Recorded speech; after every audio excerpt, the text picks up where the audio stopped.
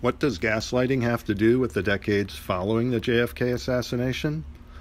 Although there are myriad examples of gaslighting since 1963, none have risen to the level of September 11th, 2001, or 9/11. When it first occurred, and for 14 years afterwards, I gullibly swallowed the government explanation that some jet fuel could cause what otherwise looked like a controlled demolition of 3 buildings. Then I saw a video documentary of Building 7, which suffered no impact or substantial damage, falling in an obvious controlled demolition event. What could possibly be the explanation for that?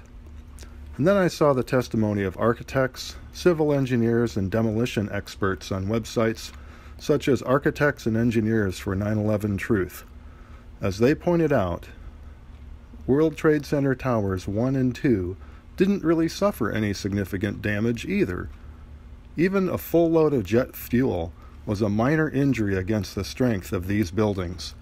The only way the towers could come down the way they did was via a controlled demolition. I realized that the only reason I had accepted the phony government explanation was because I had turned my brain off and let them think for me. The job of the shape charge is to cut steel H-beams. The way we do this is by cutting the beam at an angle, which, through a series of beams cut at the same angle, will tend to make the building shift over and walk. Shape charges were used to slice through posts at an angle, not straight across, for a reason.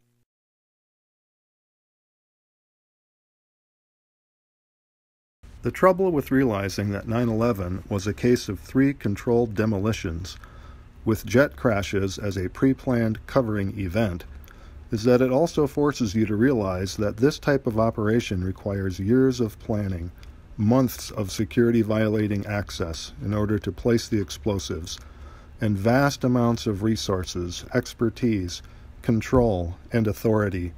In other words, it could only have been executed by state-sponsored actors. And not just any state actors.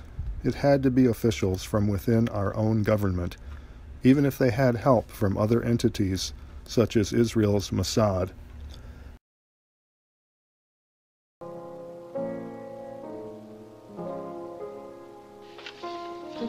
Here's an old letter. Dear Miss Alquist, I beg of you to see me just once more. I have followed you to London. It was written 2 days before she was murdered. Where did you find that? In this score, she must have left it there. It was written by somebody called Sergius Bauer. Give it to me. Gregory, what is it? I'm sorry. I didn't mean to be so violent. It's just that... Why does this letter upset you so? Oh, it's not the letter.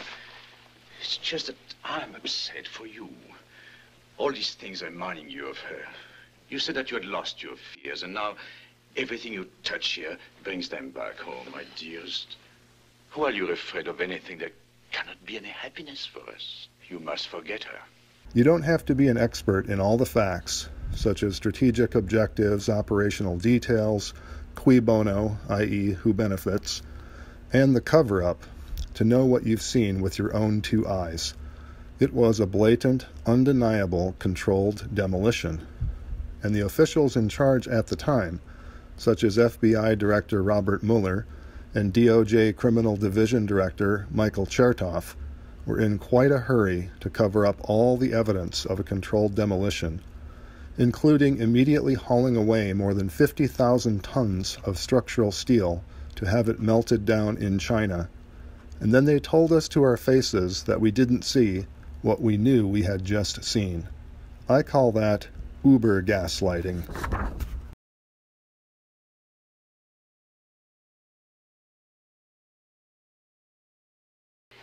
No, it began before that. The first day here when I found that letter. What letter? The one I found among the music from that man called Bauer. Sergius Bauer, yes. I remember. Yes, you're right. That's when it began. Yes.